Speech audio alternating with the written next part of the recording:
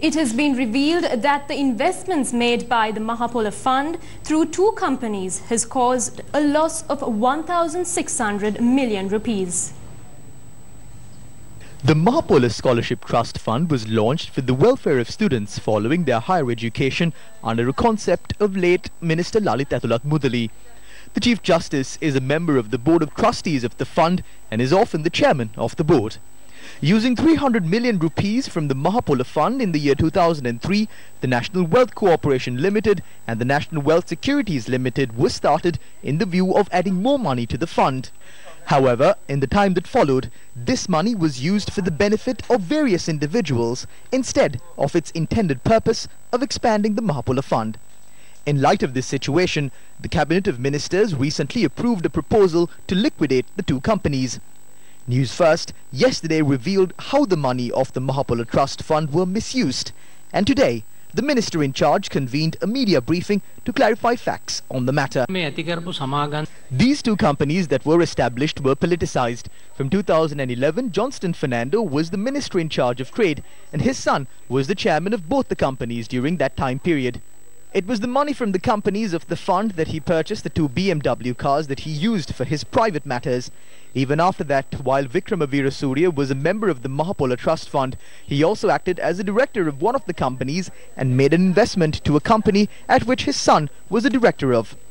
After inquiring into the matter by the 31st of December 2017, due to the investments made via these two companies, we have suffered a loss of 2,500 million rupees.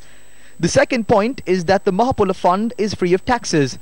Because the money was invested via these two companies instead of from the Mahapola Fund, we have been subject to taxes. The Inland Revenue Department have asked us for 470 million rupees. If the 300 million was under the Mahapola Trust Fund, it would have become 1,600 million. But through the operation of these two companies, only 800 million was generated.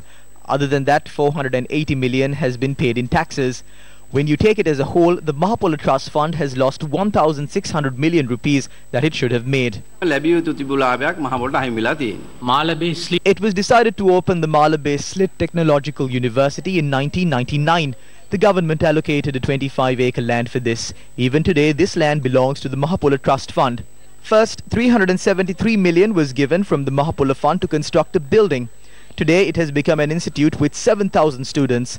This institute was owned by the Mahapola, and there was a company established to control this. It was through this company that the administration was carried out. But in 2015, this university was removed from the Mahapola and was completely handed over to this company for 470 million rupees. Other than that, as the land belongs to the Mahapola, lease deeds have been signed to pay 20 million rupees annually. This was launched as a state institution. The board of directors were all state officials. Now, there is not a single state official. A proposal has been made to cancel this turnover and appoint a responsible board and conduct the administrative activities of this institution under the oversight of the board.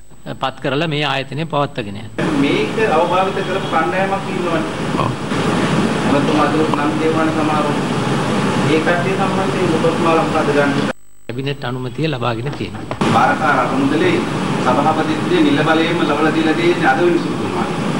අධ්‍යාපන මේ සමාජ ලේකම්තුමා උසස් අධ්‍යාපන ඇමතුමා ලේකම්තුමා ඔය කට්ටිය මේකට දාලා තියෙන මේ සුරක්ෂිතතාවයෙන් තහවුරු කරලා. හරි. එතකොට මෙවැනි ආයෝජන තීන්දුව දෙන්න ගන්නකොට වෙනම සමාගමක් පිටවල හරි. ඒකවල අනුමත කරන්න ඕනේ නැද්ද ඒ ආයෝජන සම්බන්ධයෙන් ගත තීන්දුව? Yes, they have to approve it. But what we saw in the past is that political decisions have been implemented on top of all that.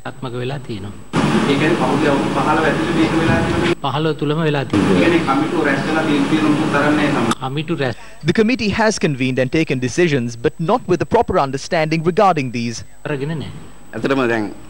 With cabinet approval, we will be swiftly ending the operations of these two companies. We have external investors at NatWealth Securities. All loans obtained from these external parties have been used only for purchasing treasury bonds. The total loan value stands at 8 billion rupees. There are treasury bonds worth 8 billion rupees as assets. So these decisions taken regarding the companies will not affect the investors like the ETI companies. When we say restructure, it does not mean the complete closure of the company. There are 25 employees. A suitable investor will be chosen and the shares of this company will be sold to this investor.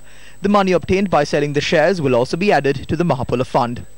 ලබා විකුණනවා. එතන ලබා දෙනවා. ඒ ලබා දීම තුලිනුත් මහපොළ අරමුදලට A proposal has also been submitted to change the name of the Mahapola Trust Fund to Lalit Athulat Mudali Mahapola Scholarship Trust Fund. Besides changing the name of the fund, is it not the need of the hour to initiate legal action against those who rob the money of the fund?